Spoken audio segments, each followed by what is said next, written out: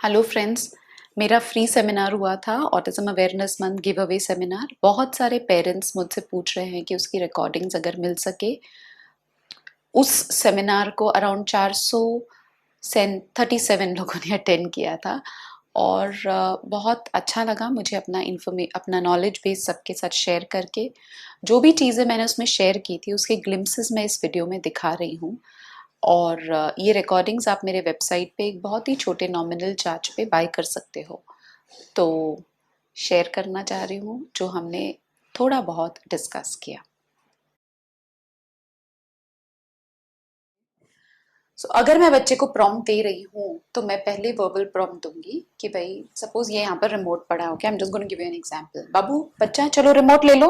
Okay, तो मैंने बोला, अब मैंने देखो ये नेचुरली कर दिया, बच्चा रिमोट ले लो, तो ये जेस्चरल प्रॉम्प्ट है। रिमोट ले लो, मेरी आंखें भी वहीं देख रही है, सो आंखें देख रही है, फिंगर पॉइंट करिए, चलो रिमोट ले लो। And then I wait. बच्चा नहीं ले रहा है, मैंने 30-40 सेकेंड्स वेट किया। ओके, फर्स्ट टाइम मैं ये जेस्चरल प्रॉम्प्ट नहीं यूज करूँगी, आई जस्ट से रिमोट ले लो।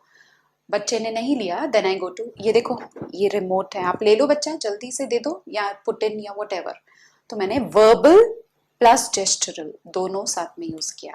अब मैं कैसे करूंगी, let me see if you can see my remote. Okay, यहाँ। सो अगर बच्चा फिर भी नहीं सुन रहा है तो मैंने बच्चे का हाथ पकड़ा, यूं बच्चे से उठवाया and I am like wow very good, अभी इसको रख दो अंदर, और बच्चा रख देगा। तो मैंने फिजिकल प्रॉम्प्ट यूज किया। तो मैं हमेशा पहले वर्बल प्रॉम्प्ट दूंगी, वेट करूंगी, फिर मैं जेस्चरल प्रॉम्प्ट दूंगी, वेट करूंगी 30-40 सेकेंड्स, फिर मैं फिजिकल प्रॉम्प्ट देके काम करवा दूंगी। अगर बच्चा, ये सब हम प्रॉम्प्ट कब देते हैं, जब बच्चे को समझ नहीं आ रहा है। कई सारी बार बच्चा मोटिवेटेड ही नहीं होता है, करना ही नहीं है, तब मैं मॉडलिंग या उसको मॉडलिंग प्रॉम्प्ट, यानी कि जैसे अभी इन्होंने लिखा कश्मीरा ने कि मैं कर दूंगी, बट 2-3 बार बोलने के बाद नहीं, मैं वो चीज बच्चे को करके दिखाऊंगी कि ये देखो रिमोट उठाना है, अंदर डालना है, चलो फिर से रखेंगे, अभी आप रिमोट उठाओ। सो मॉडलिंग प्रॉम्प्ट भी हम यूज करते हैं। तो verbal prompt, gestural prompt, physical prompt, modelling prompt, ठीक है, ये सारे हम प्रॉम्प्ट्स को याद रखते हैं। कई सारी बार बच्चा करना नहीं चाहता बिकॉज बच्चा is not interested, because behaviour, ये याद रखना, behaviour is equal to ability, कि मैं कर सकती हूँ या नहीं कर सकती हूँ, प्लस मोटिवेशन, मैं करना चाहती हूँ कि नहीं करना चाहती हूँ। तो अगर बच्चा नहीं करना चाहता है तब मैं प्रॉम्प्ट दे रही हूँ, उसका तो कोई फायदा ही नहीं है, बिकॉज बच्चा करना नहीं चाह रहा है, right. Then I will have to make that activity, उसमें मुझे मोटिवेशन डालना होगा। डाइट होता है, सेंसरी डाइट होता है खुराक, ठीक है। हम सुबह उठकर दाल चावल रोटी भाजी जो भी चीजें हम खाते हैं, ये हमारे बॉडी की खुराक है। वैसे ही हमारे सेंसरी सिस्टम्स की खुराक है मूवमेंट। अब वो वेस्टिबुलर इनपुट है, प्रोप्रियोसेप्टिव इनपुट है, या टैक्टाइल इनपुट है, ये तीनों इनपुट हम हमारे बॉडी को सेंसरी डाइट देते हैं, ठीक है। अब ये जो सेंसरी डाइट है और सेंसरी प्रोसेसिंग इंटरवेंशन है, ये दो अलग चीजें हैं। ज्यादातर मेरे साथ जब पेरेंट्स बात करते हैं, वो लोग कहते हैं हमने ओटी बंद कर दिया है, हमने ओटी में तो ओटी यानी कि वो सेंसरी इंटीग्रेशन की बात कर रहे हैं। ऑक्यूपेशनल थेरेपी एक बहुत बड़ा है, उसके अंदर एक छोटा पार्ट है सेंसरी इंटीग्रेशन, ठीक है। तो वो बोलते हैं हमने ओटी बंद कर दिया है बिकॉज हम उसको साइकिलिंग के लिए लेके जा रहे हैं, हफ्ते में 3 दिन स्केटिंग करा दिया है, हफ्ते में 2 दिन स्विमिंग करा दिया है, तो उसको उसका वेस्टिबुलर प्रोप्रियोसेप्टिव टैक्टाइल सब मिल गया, तो उसकी सेंसरी डाइट हो गई। मैं ये कहना चाह रही हूँ कि सेंसरी डाइट एक अलग चीज है। अगर मैं दाल चावल रोटी भाजी खा रही हूँ लेकिन मेरा थायराइड में प्रॉब्लम है, या मेरे विटामिन डी में प्रॉब्लम है, या मेरे कैल्शियम में प्रॉब्लम है, तो मुझे उसके लिए अलग से दवाई लेनी पड़ेगी। और रोज की खुराक तो मुझे खानी है, राइट। दाल चावल रोटी भाजी तो मैं बंद नहीं करूंगी, जो भी हम खा रहे हैं। तो सेंसरी डाइट एक ऐसी चीज है जो बच्चे को रोज चाहिए, और हर एक बच्चा इररिस्पेक्टिव कि उसको डायग्नोसिस है नहीं है, हम सब बचपन में जो बाहर खेलते थे, दौड़ते थे, भागते थे, चढ़ते थे, जंप करते थे, ये सारी चीजें जो हम करते थे, ये सब सेंसरी डाइट हम अपने आप को दे रहे थे। सेंसरी प्रोसेसिंग इंटरवेंशन या सेंसरी इंटीग्रेशन जैसे मैंने कहा एक ऑक्यूपेशनल थेरेपिस्ट करती है जो उसमें सर्टिफाइड है, जिसमें वो वेस्टिबुलर, प्रोप्रियोसेप्टिव और टैक्टाइल इनपुट्स को इकट्ठा इस्तेमाल करती है और उसमें बहुत सारे रूल्स होते हैं जो हमको फॉलो करने होते हैं। तो जब हम बच्चे को इवैल्यूएट करते हैं और उस इवैल्यूएशन में पता चलता है कि कोर स्ट्रेंथ सही नहीं है, या वेस्टिबुलर सिस्टम मैच्योर नहीं है, या प्रोप्रियोसेप्टिव सिस्टम उसे प्रॉपर इनपुट नहीं दे रहा है, तो इन सिस्टम्स को हम स्पेसिफिकली टारगेट करते हैं सेंसरी इंटीग्रेशन में, और पेरेंट को एक होम प्रोग्राम देते हैं जैसे हम सेंसरी प्रोसेसिंग इंटरवेंशन कहते हैं। सेंसरी डाइट अलग है, साइकिलिंग, स्केटिंग, स्विमिंग वगैरह ये सब हेल्प करेगा, लेकिन अगर मैं यही करती रहूंगी तो जो मेरी चीजें डेवलप नहीं हुई हैं उनको डेवलप करने के लिए मुझे सेंसरी प्रोसेसिंग इंटरवेंशन या सेंसरी इंटीग्रेशन क्लिनिक में जाकर होता है, एक थेरेपिस्ट के सेंटर में जाकर होता है जो थेरेपिस्ट उसमें ट्रेन्ड है। मतलब पुराने, ठीक है ना, फाउंडेशनल।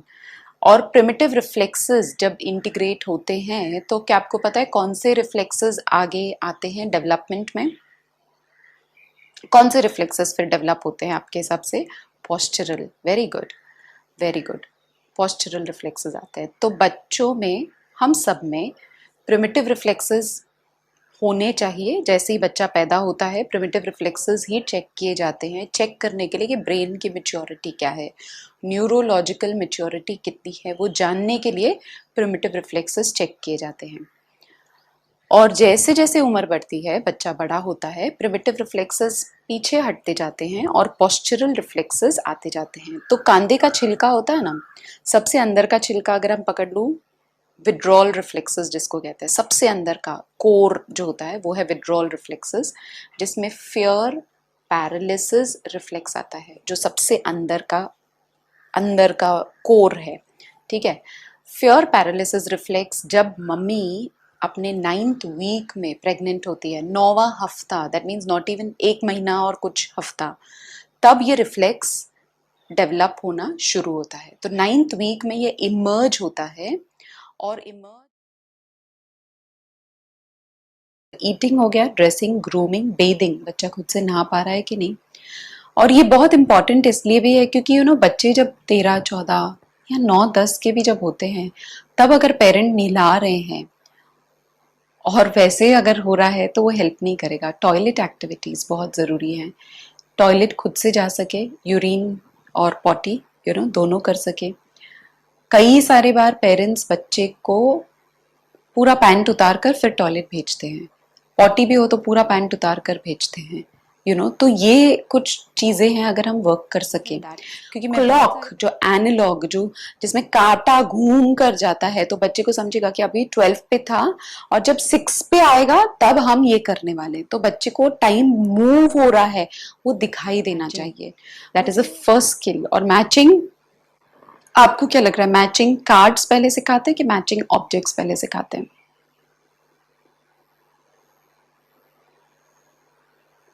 ऑब्जेक्ट्स, हमेशा पहले ऑब्जेक्ट्स सिखाते हैं। और जब बच्चा कितने कार्ड्स में मैचिंग, कितने ऑब्जेक्ट्स मैच कर पाएगा तो हम कार्ड्स में जाते हैं। आपके हिसाब से कितने ऑब्जेक्ट्स मैंने रखे टेबल पर, मैच कर पाएगा तो कार्ड्स पे जाते हैं। I don't know why I'm crying, just crying. So it's okay, cry it out, drink some water. It's okay, cry it out, cry it out, cry it out. And you say, even though I feel like crying, मुझे बहुत रोने का मन हो रहा है, मुझे नहीं पता मैं ये क्यों महसूस कर रही हूँ, बट मैं अपने आप को बहुत प्यार करती हूँ और अपने बच्चे से भी बहुत प्यार करती हूँ। Let's do it, because अगर कई लोग रोने जैसा फील कर रहे हैं, so let's do it again. हालांकि मुझे अभी जो भी महसूस हो रहा है, मुझे नहीं पता ये क्यों महसूस हो रहा है, पर मैं अपने आप को पूरी तरीके से प्यार करती हूँ और स्वीकार करती हूँ। हालांकि मुझे अभी थोड़ा हैप्पी फील हो रहा है, या जिसको सैड फील हो रहा है, या वॉट एवर फील हो रहा है, मैं अपने इस इमोशन को पूरी तरीके से अपनाती हूँ और अपने आप को पूरी तरीके से स्वीकार करती हूँ। ये इमोशन मुझे क्यों महसूस हो रहा है मुझे नहीं पता, बट मैं अपने आप को इस इमोशन को महसूस करने की पूरी इजाज़त देती हूँ। इस इमोशन को पूरी तरीके से महसूस करके मैं अपने आप को उसी तरीके से माँ का प्यार दे रही हूँ या डैडी का प्यार दे रही हूँ जैसे मैं अपने बच्चे को देती हूँ, और मैं इस प्यार की पूरी तरीके से हकदार हूँ। इस एक्सेप्टेंस के, इस स्वीकृति के मैं पूरी तरीके से हकदार हूँ। I deserve to be loved. I deserve a fuller life. My child deserves to be loved. And it starts with me. मैं अपने आप से इसकी शुरुआत करती हूँ। मैं अपने हर इमोशन को पूरी तरीके से प्यार करती हूँ और अपने आप को पूरी तरीके से अपनाती हूँ। हाँ, and tap over here. I am enough. I am enough. I am enough. I am enough. I am enough. I am enough.